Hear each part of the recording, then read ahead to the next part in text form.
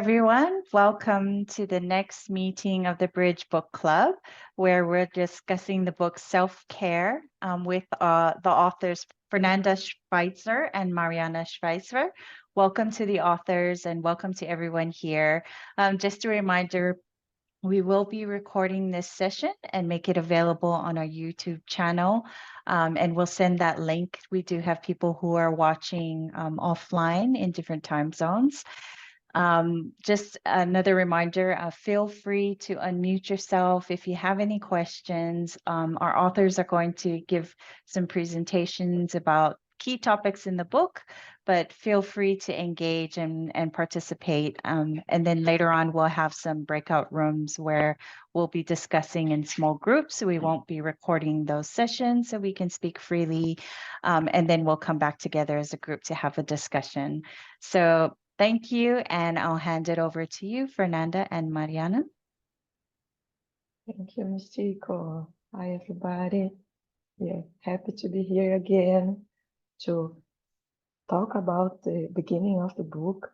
And I would like to begin asking you, it was okay, the reading? Do you want to bring something? Or we can go? Did you try the extra materials, maybe? Yeah, just seeing some expressions here. Okay, so we are going to connect some of these materials with our presentation today, okay, our talking. And just to remember, we are going from preface until the chapter 2. Then let's begin. And Mary, if you can help me. And today we are going to talk about this perspective of health dialogue. How do we talk and what do we conceive being part of our health? It's about integration, right? So if we're talking about integral health, what does it contain? What is part of it? Even when we talk with ourselves about it. And then about emotional intelligence, because health, diseases, illness brings us a lot of different emotions. And during our days, we have a lot of different emotions too that could connect or begin a new different illness. And let's talk about Tosen, a conscientiological concept, and how does it connect with our health too. And in the end, we go back to integral health, integrative health. That is the chapter 2, right? The complementary and alternative integrative health. So in the next, we are going to begin talk about this health dialogue. And I believe you have connected with this question in the preface of the book. That is, what was the dog's name? And I'm not sure if you remember, but I will help you to remember.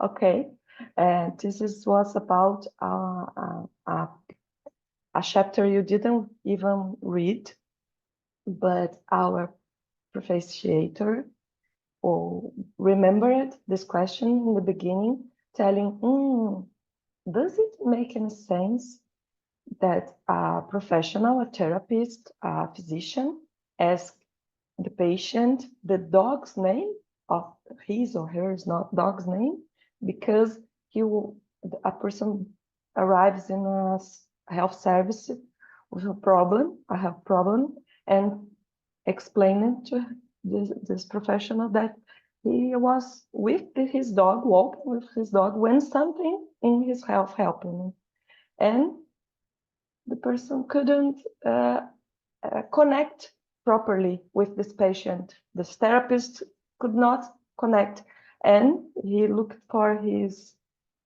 tutor, a senior professional, and the senior professional asked, what was the dog's name? And then the therapist said, it doesn't matter, it's just a dog. And then the center said, try it, just try, go there and try. And when this therapist go back and asked about the dog's name and connect with the real feelings and the story behind the help story, it make another sense, and the perspective of that moment changed. And sometimes in our minds, we decide what is health and what is not. This is not, this doesn't touch my health. This is something else. This is my work, this is my emotion, this is my family, these are my obligations, my duties.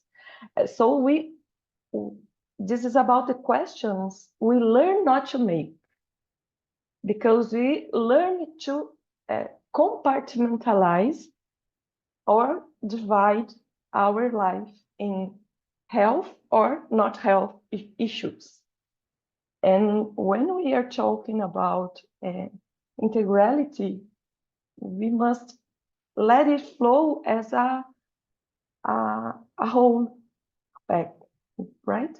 So it's about relearning to build new meanings to our health, new spaces about the symbolic, the psychosomatic, the interpretations we could make conscious or unconsciously, the relations about some conditions in our life and these health issues, our expressions, our emotions, our needs, our frustrations, our psyche escapes. The escapes are when your mind let it go, let it come to the surface. Something is really hidden inside, really protected.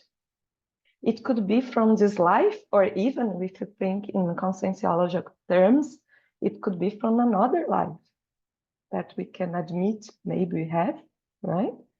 And even the wisdom of the failing body, that is an extra material we suggest in the last meeting you to take a look. That is what this body that is failing is trying to express. Because I believe you're going to agree in this point, this body is really complex, and we even don't understand it completely, right? We don't understand in a science perspective, or even in our common life way of perceiving our body. We don't understand it as in how does it really works, and how does the DNA, the genes and the hormones are processing inside of us. But maybe it has a wisdom. And Jung has a sentence that I like, is the illness is something the nature brings to us for us to cure ourselves. So maybe this illness is not the real problem in most of the times. Then this is what is a part of what is we are going to talk today. It's too much etherical, or it's making some sense here? Just let me know. Okay, because we are going to the next, please.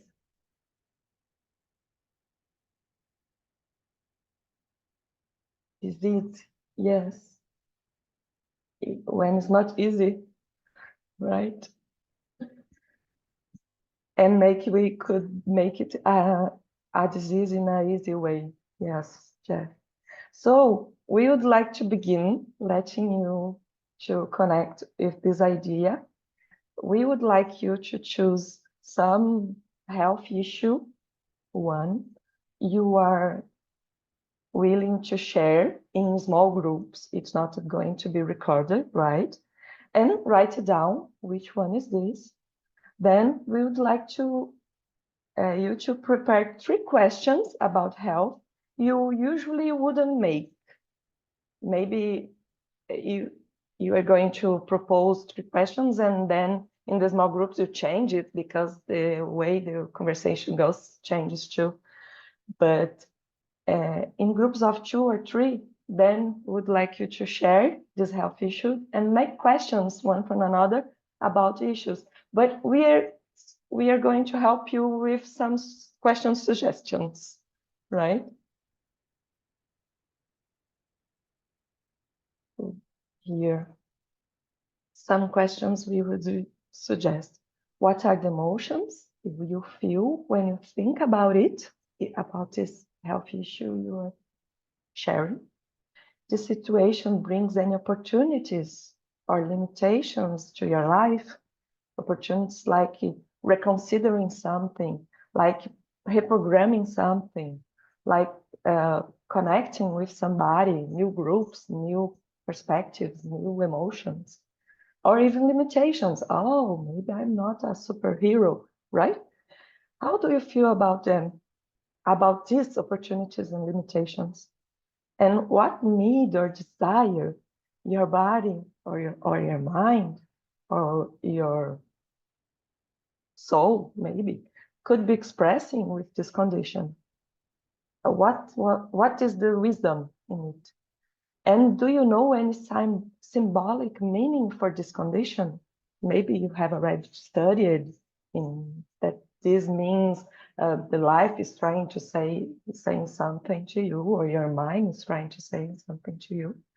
And another possible question is, do you know what this condition could mean or be related in other health paradigms? Maybe it's connected with the heat, with the cold, with the changing of the winter, and there are a lot of different symbolic meanings here. So can please take a look, take your moment, and then we can begin the exercise in 3 minutes.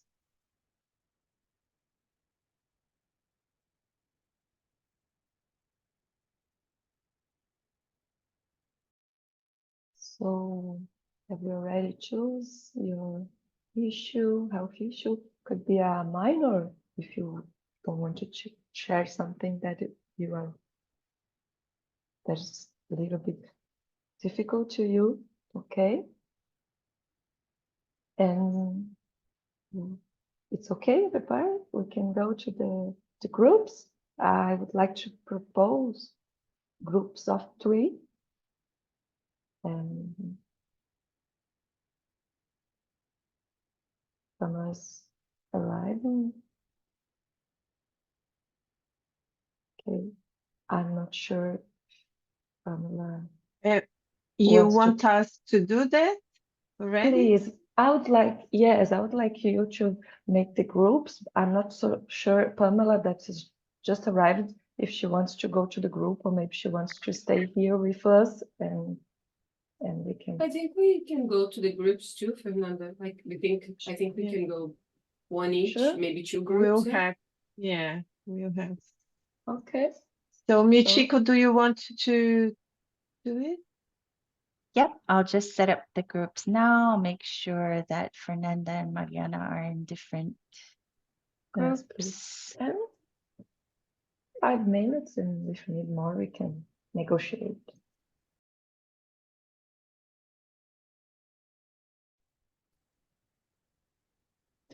I would like to bring an idea while Mariana prepares our slides that bring to me in our group that sometimes the right and left parts of our sides of our body have specific meanings too.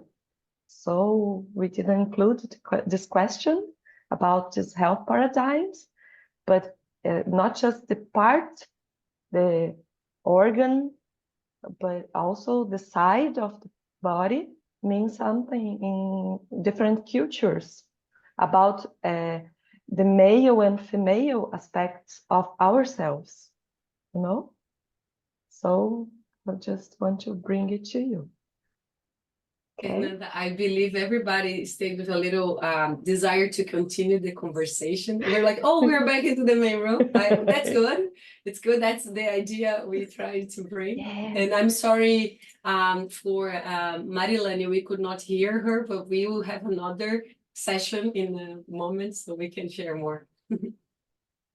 And even if we cannot speak with somebody else, we also can have a therapeutic diary. We can write about it and elaborate these ideas for ourselves. So you are never alone, right? You can also, the main point here is about talking with people, but talking with ourselves about our own health. And as we're going, oh, good. Always something. And in the next slide, we are going to continue, okay? We are going to see an idea of emotions or emotional intelligence. We sometimes learn to routine and to our professional life, but sometimes we don't develop it properly for our inside dialogues and our self-research, we could say, right? Self-knowledge. Then, because emotional intelligence is about identifying, first of all, identifying your emotional state, our emotional state. And usually we don't have just one emotion in some situation.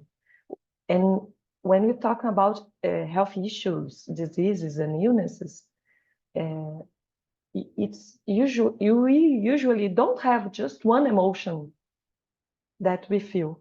So here we have a feeling cycle. I don't know if you probably you know different versions of this feeling cycle. We have smaller ones, bigger ones, and we have a lot of different emotions we can feel, different words to express these emotions, right? Maybe let's talk about angry there. Maybe I don't feel exactly angry, but I feel aggressive or frustrated or critical, very critical about some situation.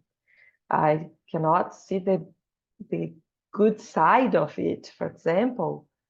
Oh, I feel humiliated. I feel envy.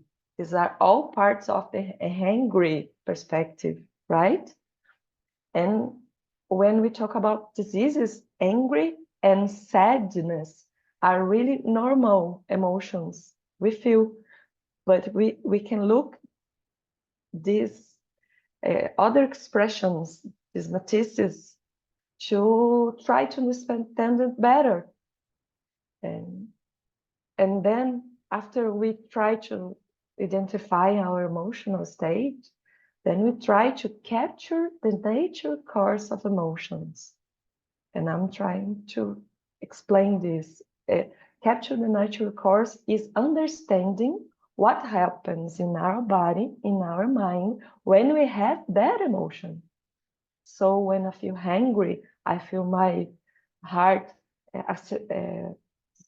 accelerating. I feel my body tensions. I feel my mind a little overloaded with thoughts, and the thoughts are so fast, maybe. And I remember some situations, or I need to sit down, or I need to eat, or I need to drink something, I need to take some air. These are the natural course of emotion, what it brings to us to make, to do, to think, to feel in our body. I feel my stomach, you know? Then, and after we try to comprehend this emotion, what does it mean? What does it bring me? Why do I feel like this? It's about something I cannot admit to myself, or something I was looking forward so much that now with this disease, I cannot, I'm not sure if I can properly make, or, and even for what we call good emotions or positive emotions too, right? If I feel too happy, if I get euphoric, it's a problem. I'm talking about myself, my life, right? Now, it's a problem sometimes because I got disconnected with real risks. For example, I cannot drive if I'm too euphoric. It's not safe to me. My energies get dizzy and it's not safe, you know? Sometimes I let things fall in the ground. It's not a good experience. So sometimes when I'm really euphoric, I have to stop a little, take some breaths, and organize myself to be just happy in a proper or a more soft way. Okay? If I get too proud, maybe I can humiliate somebody, right? Because I'm expressing my superiority. I'm so confident I'm the best that something's going to happen. So comprehending these emotions and managing these emotions. As I said, I have to manage. It's okay, I'm sad because I'm sick. It's natural. Embrace yourself, right? It's okay to be sad if I'm sick. It's also a natural response to a sickness to be sad. Or when we talk about body response, or more, our hormones, our inflammation make us sad. It's a natural process, a biological one. But I don't need to be so sad, or I don't need to get so scared that I'm sad, because part of it is inflammatory, it's biological, right? And then we are talking about developing this emotional intelligence, or EQ, that can be growth, can be made at any age, right? And usually has to be made in different moments of our lives because we get more mature, right? So our emotions get mature too. We cannot learn this in childhood. It is too complicated. Part of it, of course, we can learn in our childhood, and it's part of parents' responsibility to help us to identify and interpret our instincts, our feelings. But then we have to walk by our own and getting help from our family, friends, right?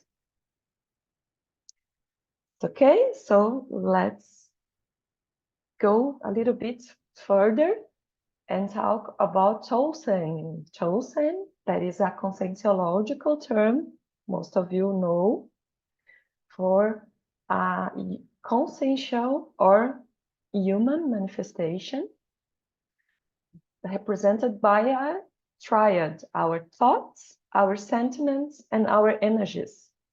So when I feel an emotion, something is happening in my brain, some thoughts come to my mind, or when I thought about something, some emotions comes to my body and my mind, and it activates my bioenergetic body that express this to my own body and to the world. Somebody outside of me could perceive that. The people who has some abilities to feel it could look at me and say, oh, there's something happening with this person. It's not just her expression or their expressions. It's about some change and the magnetism of the place, of the person, in the aura, in the chakras, right? So this cognitive brain, let's talk about the three parts of it.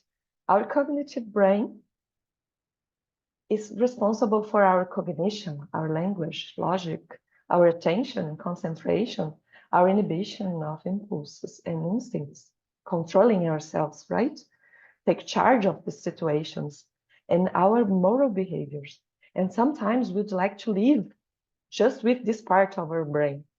Oh, if I could choose, I would be just a very rational person. It would be easy in this society or situation. But I'm sorry, it's not. We are really complex in this way. So we have our emotional or primitive or instinct brain with us. And it's fast and agile to ensure our survival. It protects us. So sometimes we don't want to listen to our own survival instincts because we don't listen our emotions, right? It's not comfortable to listen some emotions, but it's protective. So let's learn how to deal with so many ways of our body to express and controls our emotions and body functioning. It controls our heart, our pressure, our breath. It gets us to this different escape or fight and flight responses. And we have also our bioenergetic body, that is composed by our chakras and our auras, and we call it energosoma, but maybe you could call it another name in another cultures, because lots of different health paradigms consider this bioenergetic body and explains how it relates to our health. And it's mobilized by will, but this will is not just the cognitive, rational will, it's the emotional will too. And our emotional brain usually is faster than our cognitive brain. And sometimes we think we are being rational, but we are just rationalizing. Does it work in English? Yes. We are just rationalizing our emotions to make sense to some emotions we don't recognize consciously, right? So if we are talking about consciential health or integral health, our challenge is to trying to connect all these three parts when we talk about health. And we can go a little further because we are trying to unmake a way that happens socially. We learn to split the objective and subjective world. Our science, our culture, our way of living teaches us to make a world in dualities, and a medicine too, and the health too, right? And it's a eruption or a split of this integrality we could in which we could live, but in our society, sorry, we still not can. So the objective word is responsible and talk us about quantitative problems, about our body, what is concrete, our work, our duties, our expertises, and somebody knows and somebody does not. The professional, the therapist, the physician knows, and I don't, the patient don't. So this person has authority and I don't. And in the subjective world, we have the qualitative, the subtle aspects of our emotions, pains, feelings, relations, our mind, our soul, our leisures. Oh, so it's very common. Going to the physiotherapy is a duty. It's not a leisure. Or taking a pill, taking a medicine is a duty, a work. It's not my leisure. I cannot have a health therapies in the leisure world sometimes, right? I cannot just make a good tea and sit and look to the nature and make a self-massage and try to connect with my body with maybe some oils, some smells, different smells I can try, and connecting these duties of course, taking care of my body is a duty, is my responsibility, but it could be good, it could be easy, it could be soft too, you know, in some ways, right?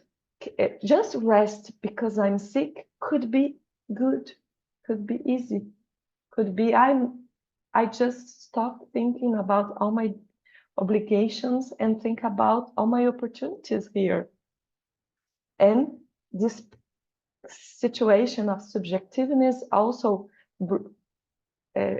says the patient knows nothing. He can share nothing. He can teach nothing to his therapist. And we know it's not true. And the patient must just be subordinated to some knowledge he doesn't understand. And here, this balance about professional and patient need to change, because the professional is specialized in something, but I'm specialized in me. I know about myself more than anyone. So I'm part of it. I must be part of it, of my own health decisions and chooses, right? Okay. So, and it's very interesting, Fernanda, when we think about this duality and how we compartmentalize health. That is something that even other areas are discussing, how we consider, for example, oh, now I'm going to take care of my health. Well, when are you not taking care of your health? This is part of your life. So when we think about self-care in this broad conception, we are thinking about all these subjective and objective parts, how they connect. And sometimes we've seen that some medical rationalities or whole care systems, they will invite us to it. And in our group session before, I heard that our colleagues are already using some of these, let's say, complementary therapies to connect and to make this integral health. And we have discussed in the second chapter of the book, especially many practices. There are so many traditional complementary integrative medicine that we have seen grown in the world, especially in Brazil. We can give you some context that since 2006, we have a national policy for complementary therapies in the unified health system. So Brazil has a unified health system that is free and accessible for everybody. It is the only health system that is for the population over 200 million people. So we have unified health systems for other countries, but not such a big population. And we are the only whole unified health system that has a policy for over 17 years related to complementary therapies. World Health Organization has promoted traditional complementary integrative medicine since the 70s.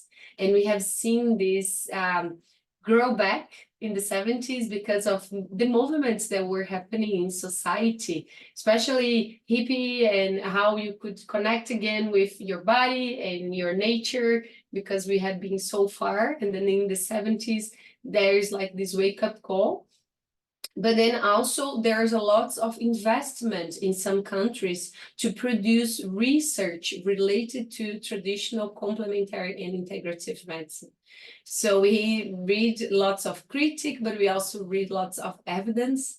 So in the book, I know everyone read a little bit about these practices. There are plenty, and there are many more to come. I just learned about self-hypnosis that one of our colleagues do, and I was really interested to understand more about it. And I'm sure many of you have used maybe some of these practices or another practices from your countries and families and how you connect with everything.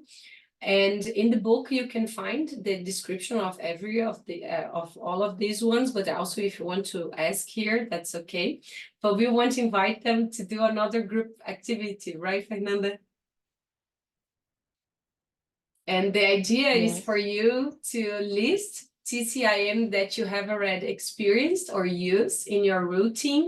So maybe now you can, just make some notes to understand what have you been using in the past, what have worked, what you like, what you dislike, because that's okay. You don't need to like everything.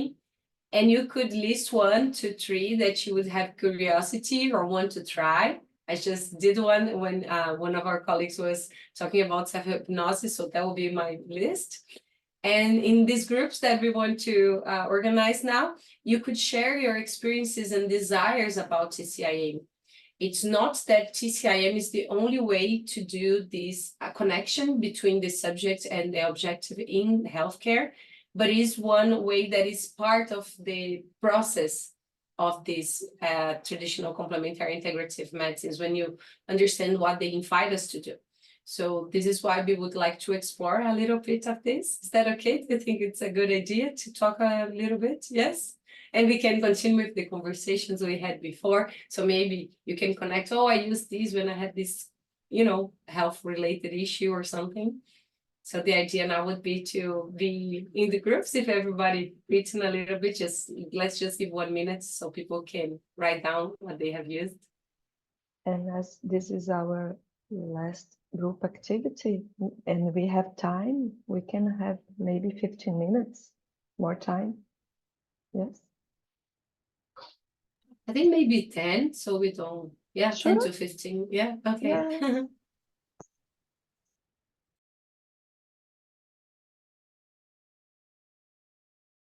So did everybody talk a little bit, learn about different health practices and everything? Oh, that's good. I just learned a lot about the Australian system. Thank you.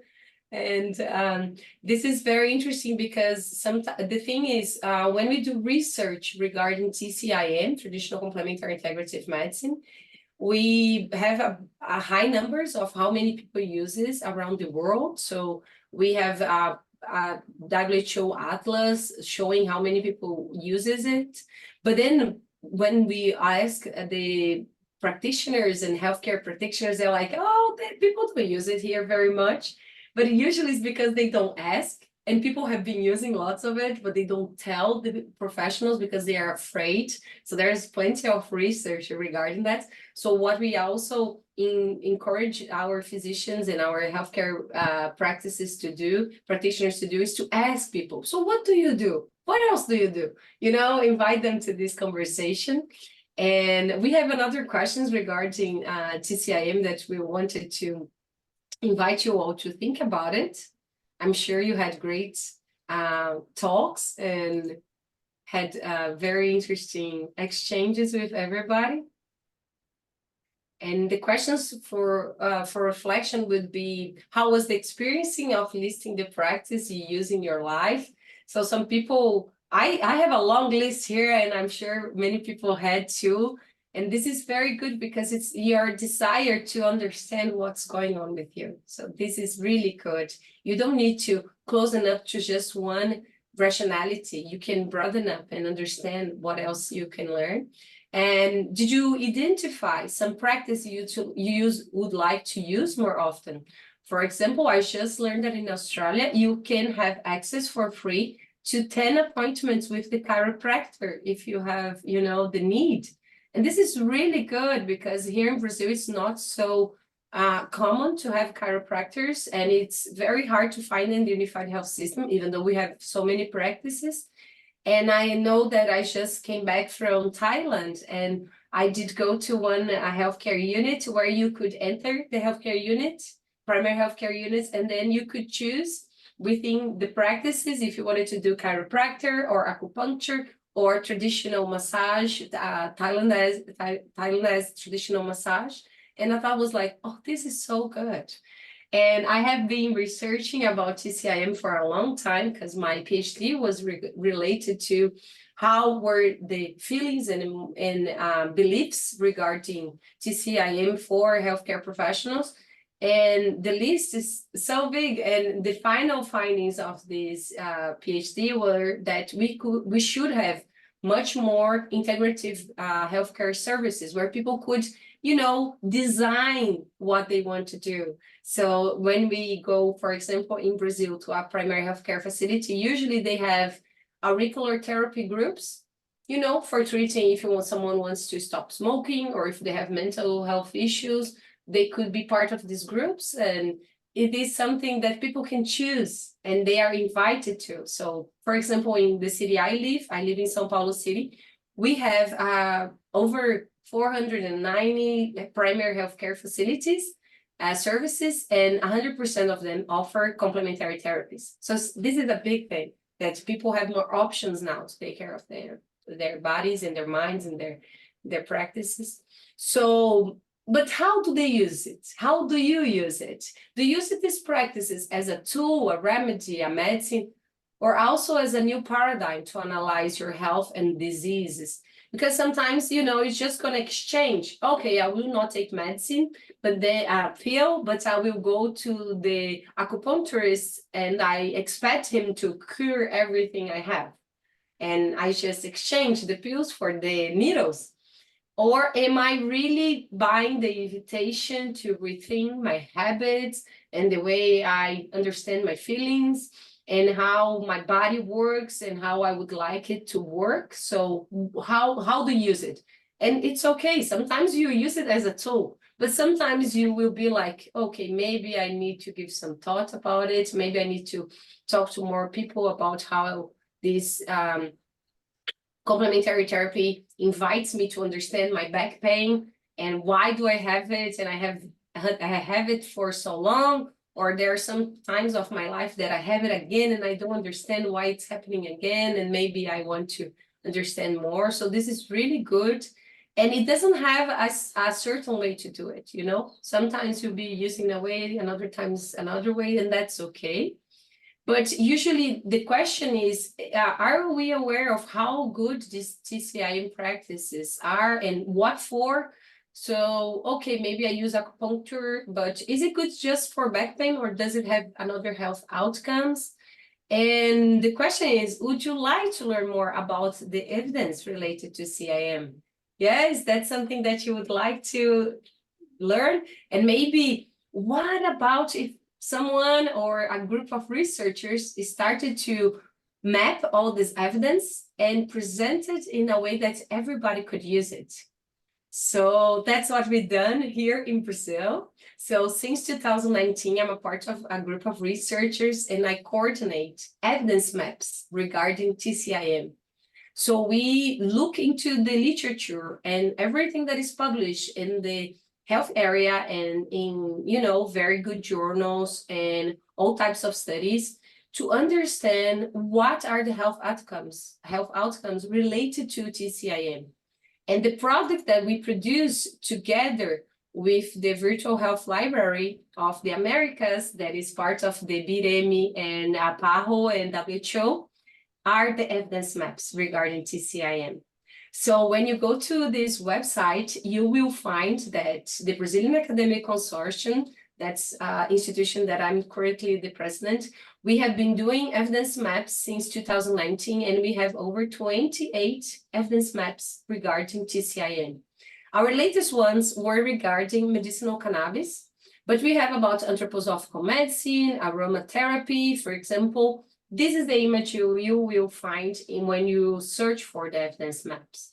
So the invitation here is for anyone, patient, healthcare professional, the manager of the healthcare services. Like, why is, someone looking for anthroposophic medicine? What is it good for? And then here, when you look at this map, it's actually a map that you can navigate. We can enter if you want to. You will have a list of interventions in the column.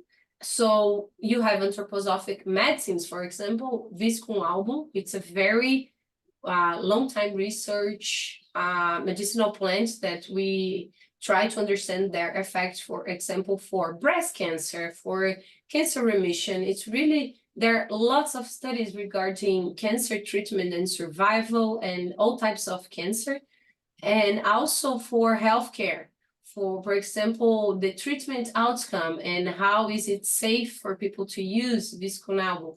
So in here, in the list of the outcomes, you find outcomes related to health, related to mind and body outcomes, and you can also understand the confidence level. So for every study in these evidence maps, we included only systematic reviews. What are systematic reviews? We'll talk more about it during the book, but systematic reviews are the studies that understand what the primary studies, the clinical trials, are finding when people are using these TCIM practices. So when they put everything together, they come with a finding, and that's what you'll find here in the map. And we can say, oh, this is a good study. Oh, you should trust it. Oh, this is not so good. That's okay. It's not that it's bad. It's just that it didn't answer some questions of the tool that we use to analyze the quality of the studies. But the findings usually are the same for high and moderate, and then sometimes a little different for low confidence levels and critically low, but that's okay, because it's not that it's bad or you should not trust it, but it's not enough to make a recommendation. So we don't do recommendation based on low and critical low studies, but usually in high level studies. And you don't need to take our word for, you can go directly to the studies. So here at the end, you can see the titles of the studies, and then you can go directly to the study and read what they are saying. And maybe you see they are saying exactly as we are reporting our map, or maybe it's something, maybe went wrong. So please let us know, but we are very careful.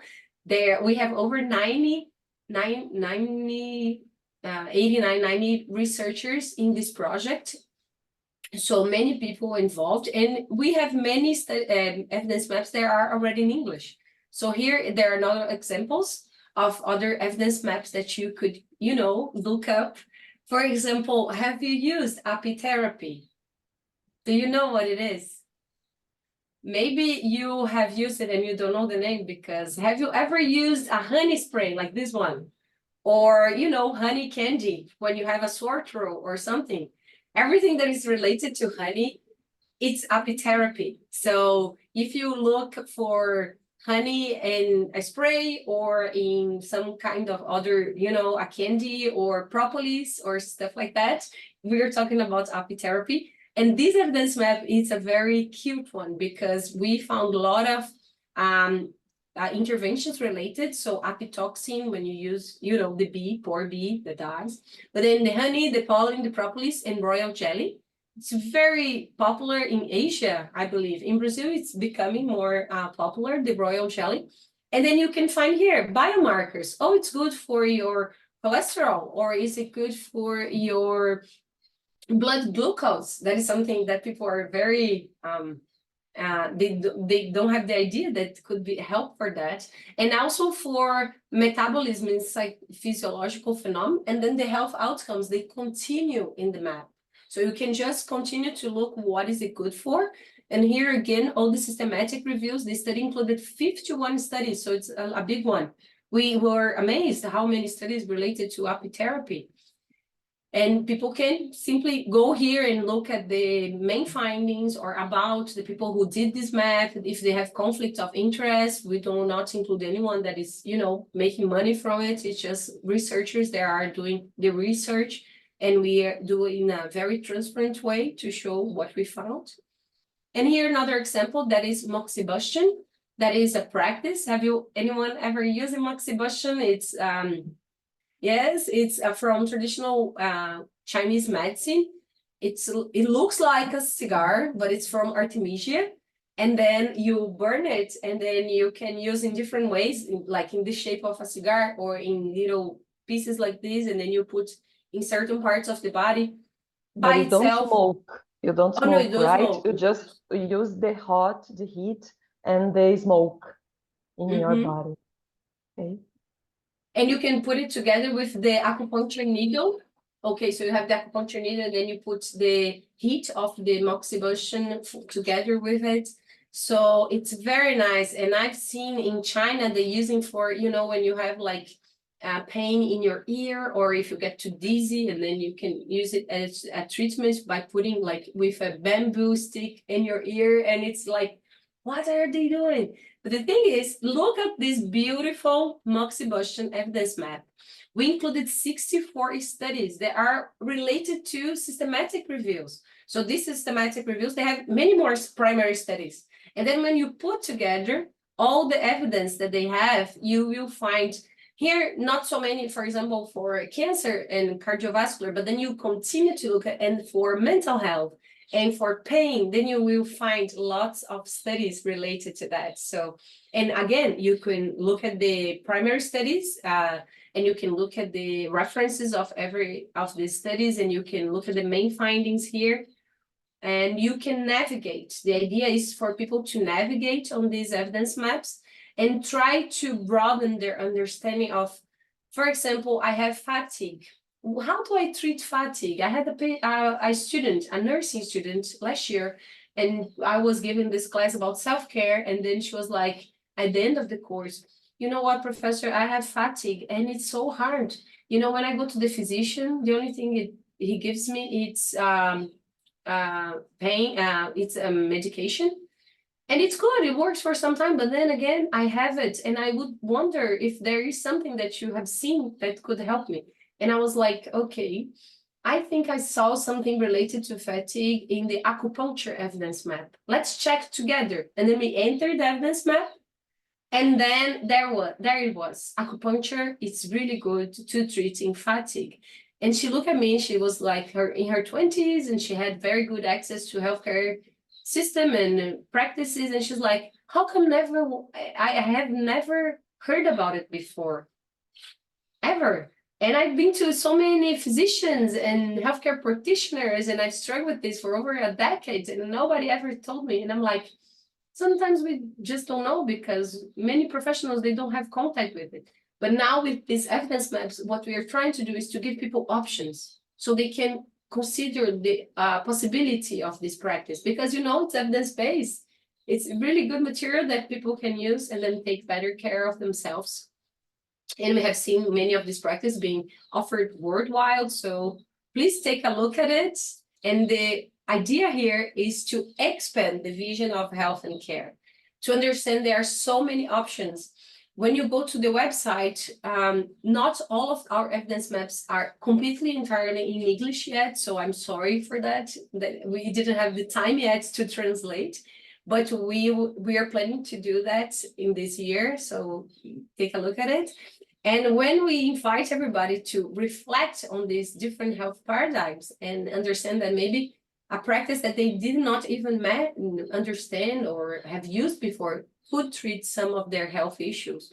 We are inviting people, and we are promoting their empowerment and autonomy, because they will be able to talk to their physician and healthcare practitioners and say, you know what, for my back pain, chiropractic is offered in Australia.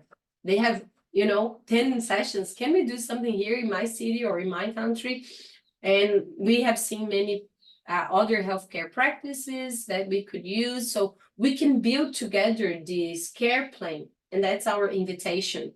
And also, we want to promote demedicalization. This is something very difficult, especially relating to chronic pain. So in Brazil, what we did was in 2022, the Pan American organization asked the Brazilian Consortium for Integrative Medicine to do an evidence map regarding chronic pain.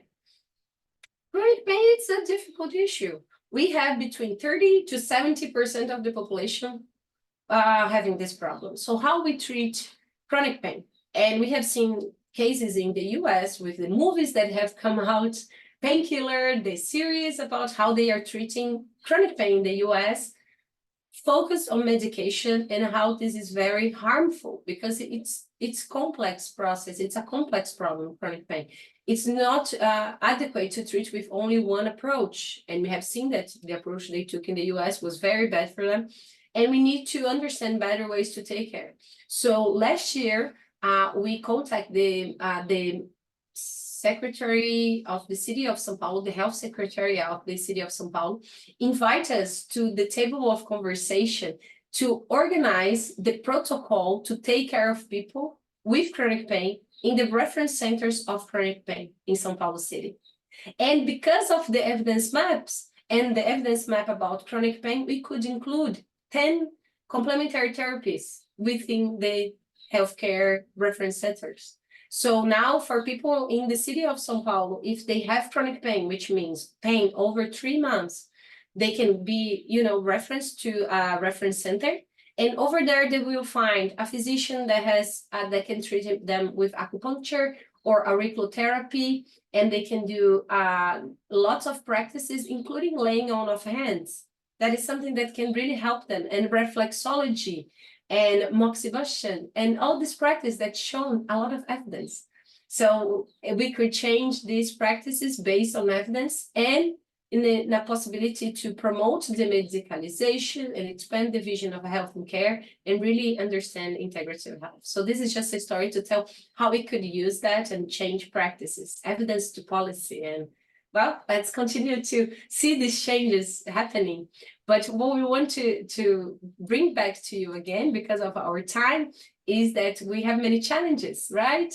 The challenge that we talk about in the first day, they are true for now. So we have the challenge to understand and to comprehend and promote self-consciousness about our body and emotions, and develop self-awareness and broaden health and care conceptions, and try different evidence-based ways of caring. So we just show you some options that you can use if you want to develop self-research and to develop self-care. So as we did in the last encounter, we have some invitations for you to do beyond reading the chapters. So for the 27th of April, we will read about consciential health, research in health, relations between health and consciousness. This is very interesting, of course, I will say that, but please enjoy this reading. And please tell us about what you felt and how you understood, the invitation we do in the reading. And we also have some homework, yes, self-work, if you want to. So until 27th of April, we should read the chapter 3, 4, and 5, and you can make notes during this reading.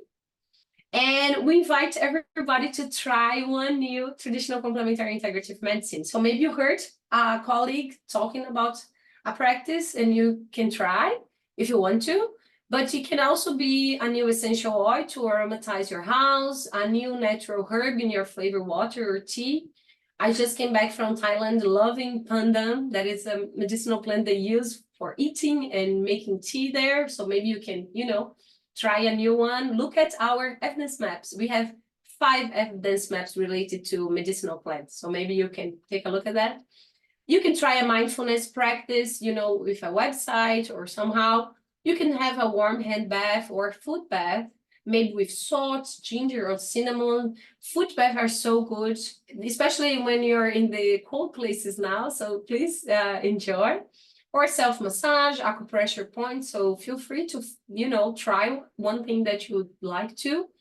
And of course, if you do want to do extra work, you can start to fulfill the self-timeline of healthcare and disease. This is the picture here, this colorful self-timeline, because you can start to, there's one question that is related to what have you tried already in taking care of yourself. So maybe you try, me and Fernanda, we have our mother. She always gave us, she always have given us lots of homeopathy when we were children, lots of it. We have been treated with homeopathy during our, childhood. So we can put that on there. And then in adolescence and adulthood, and how would you like to be treated or include practices in your 3rd age and 4th age? So you can start to fulfill the self-timeline here, and you can download it in our website in English, and you can start to do it.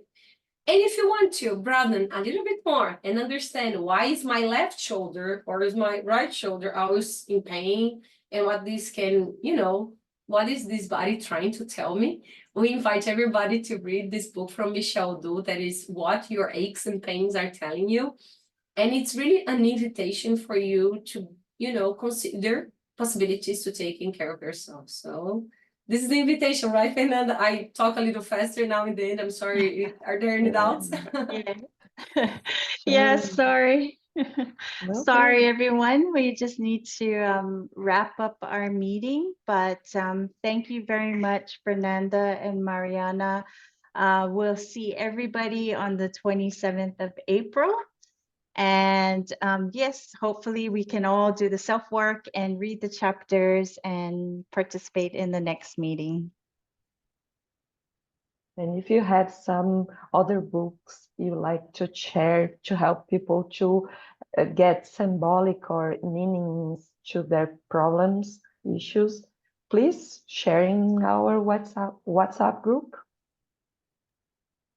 Thank you, everyone. See you. Thank you. Thanks, Bye. guys. So Really much. enjoyed it. Very Thank you. Bye. Really great. Bye. Thank you. Thank you, Bye. Mariana. Lovely. Thank you, Fernanda.